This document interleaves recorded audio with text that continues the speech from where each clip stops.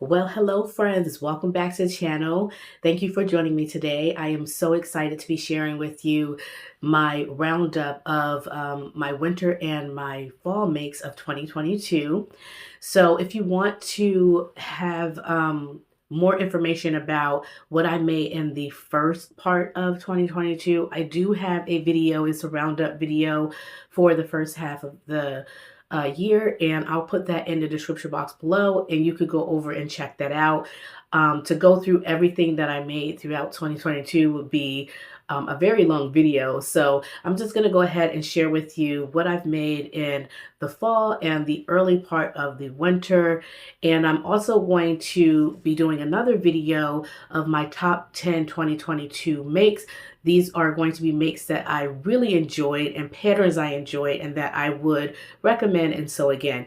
So with all of that said, let's go ahead and get into today's video, and make sure you look out for my next video, the 2022 top 10 patterns that I've made throughout 2022. All right, so let's go ahead and get to today's video, and I am going to share with you some of these makes that I have recently made. Okay, so I'm going to go ahead and start with a few of the newer items that I have made. So I'm going to start with the Simplicity S9373. I do have a pattern review of this on the channel. If you haven't checked that out yet, go ahead and look in the description box below, and you'll find the pattern reviews to that pattern. And anything that I list in today's video, like any of the patterns or the garments that I show you, if I have pattern reviews for those, they will be in the description box below. So the Simplicity S9373 is a pattern that is a cardigan pattern that have many different variations that you can choose from. I won't go into the details. You can go ahead and check out the pattern review and see all of the information regarding that. I'm just going to tell you if I like the patterns that I have sewed or if I like the garments. So these two cardigan patterns, I made one for myself and one for my daughter. I do enjoy wearing it. I have been wearing it quite a bit.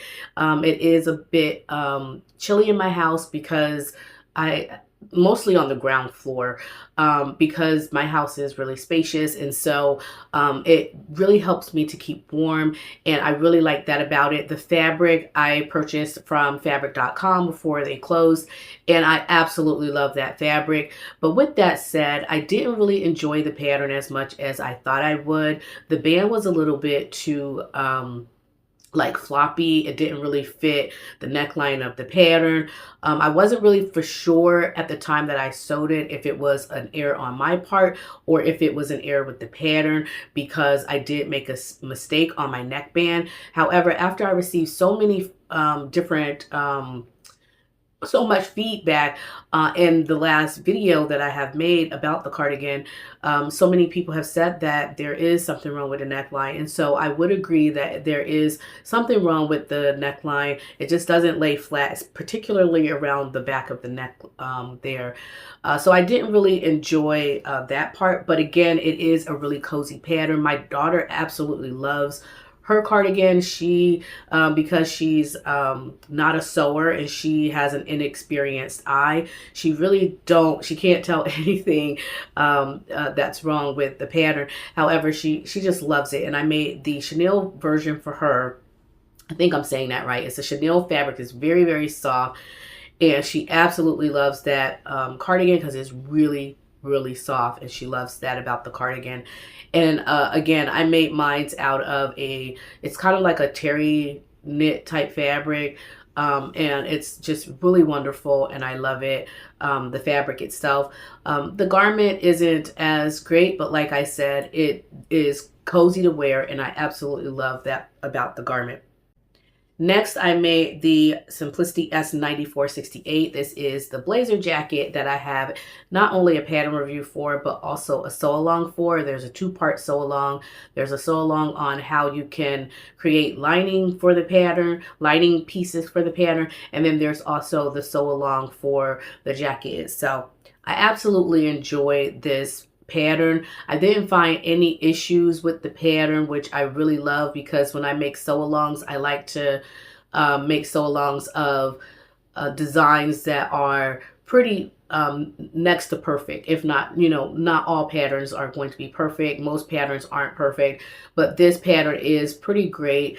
It is a loose fitting blazer. It has a drop shoulder. You have the option to do a regular shawl collar without a notch, or you can put a notch in the collar. You have pockets, you have a band, a sleeve band, and an open vent for the back of the jacket. It's just such a beautiful jacket. If you're looking for something that's not tailored or not too tapered, this is going to be a really great jacket for you. It's easy to sew. It's definitely for advanced beginners, and it's just a wonderful make. So I made the red version. That was my Christmas version, and also my entry for the Little Red Dress project that Renata and T have hosted this year, and I absolutely love that variation. So that variation was a size 16, which is a 44 inches for the bust.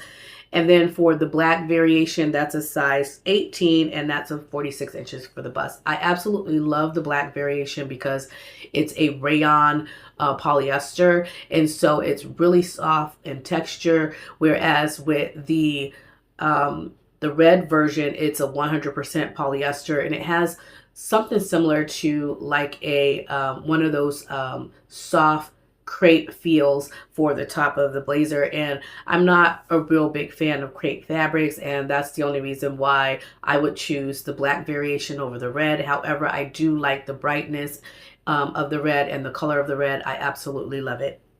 Next, I made the Butterick B6723, which is a dress pattern that has two different variations. You have a long skirt that is about a little, it's like a midi skirt length, and then you have like this rounded hem version that's almost knee length. So I really like this dress pattern. I've been trying to sew this for quite some time. I was able to sew this pattern. However, the bodice, I made some alterations so that my bodice could be on fold instead of having a button placket down the center front. I absolutely love this dress pattern. I think it's easy to sew. It has an elasticated back, long sleeves, or you have the option to do like a short puff sleeve or a sleeve that is 3/4 length that have ties on the edge of the sleeve, which I really love. And I haven't had the chance to do that because I didn't have enough fabric for the sleeve. I miscalculated on my fabric, and I didn't really realize that that tie pattern for the sleeve is really long. It's longer and wider than I would expect, and so you do need quite a bit of fabric for that. And then also you're putting that on the straight of the grain instead of the cross of the grain, and so that is also another reason why I wasn't able to do the tie variation. And so I just put elastic in the bottom of my sleeve. The sleeve does have gathering on the sleeve head, which is really fun as well. Now, I do want to make this pattern in the future, and I want to make the variation with the long skirt as well as the buttons going down the center front. And so next time I make it, I'm not going to alter the center front, and I will have those buttons going down the center front of the bodice there. I will say also the skirt pattern is not cut on fold. The front is cut twice as well as the back, and so you will have to pay attention to that if you decide to get this pattern, because you will be putting a center seam in the front of your garment. And so if you are using big floral or any type of big scale, large scale print fabrics, you might want to consider either repositioning the front on fold so you're not breaking up those flowers, or you want to reconsider the type of fabric that you choose for that. But I really love that pattern, and I can't wait to make the bodice without the modification that I did to the front. Next, I made the Simplicity S8950, which is not an older pattern. It's not like too old, but it came out about 2 or 3 seasons ago. So for the fall season, and it's a sweater top. You have different variations. Some of the variations include like a scrunched front, like ruching in the front. I think there's ruching on the sleeve pattern of one of them. There's different variations, and I'll put the image here so you can see what it looks like. I did view A, which is the plain version. Now this sweater has a drop shoulder, And I had to raise my drop shoulder up a little bit.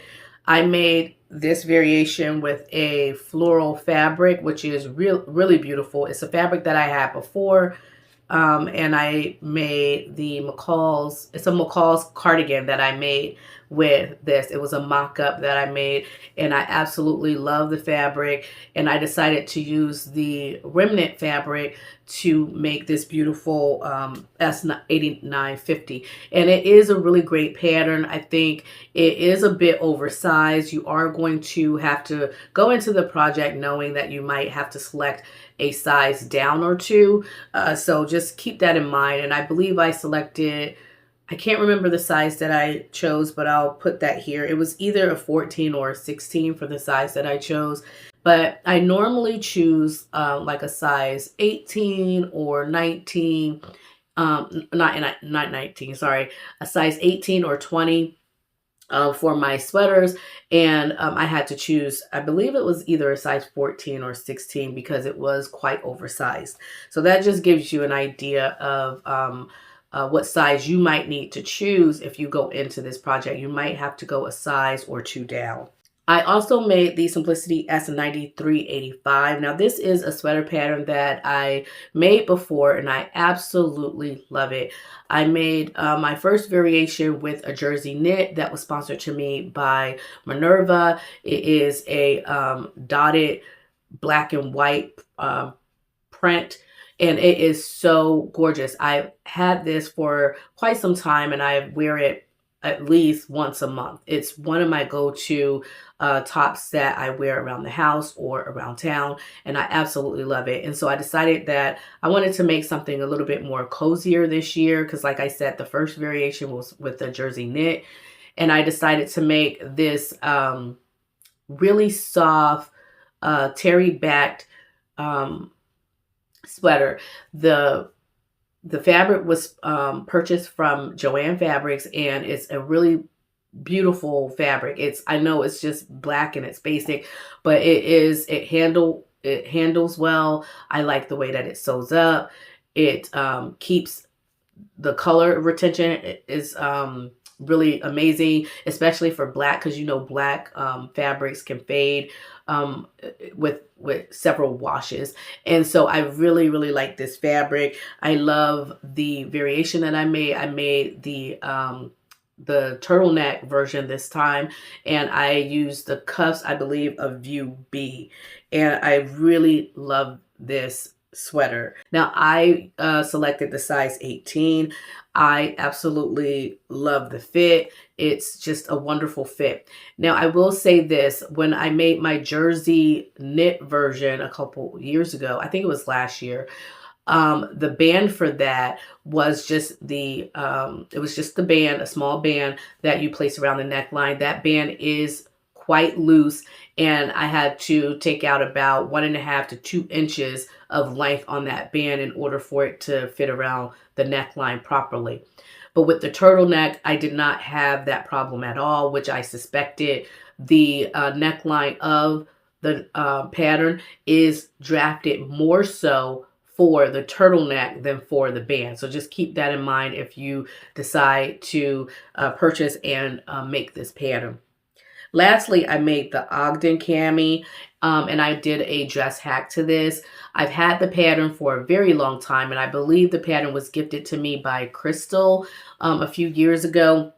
And I absolutely love this Ogden cami. I just never got around to making it. It's a very popular slip dress pattern that came out by True Bias several years ago. And I made an orange variation, I made a golden bronze variation, and then I made a dotted Dalmatian variation as well. So with the orange variation, this one was my attempt to make, there was a Pinterest photo that I had pinned, and I really loved this slip dress that one of the ladies over on Pinterest made, and she paired it with a really cute sweater and also a blazer. And so My blazer patterns as well as my slip dress patterns were my attempt to do a blazer slip dress combo. And so you'll see some pictures and some videos here of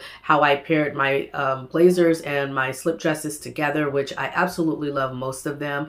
Not all of them turned out well.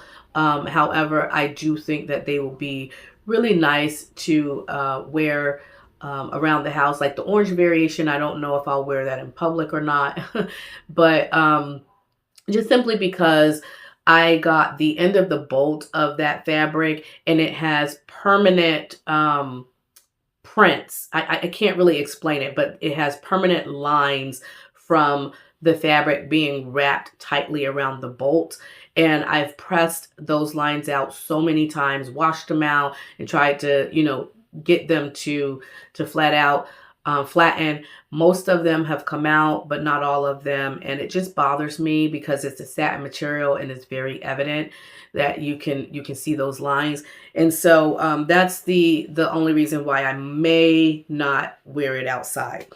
Now, I also made the golden brown variation. Now, this golden brown or bronze variation was my attempt to make an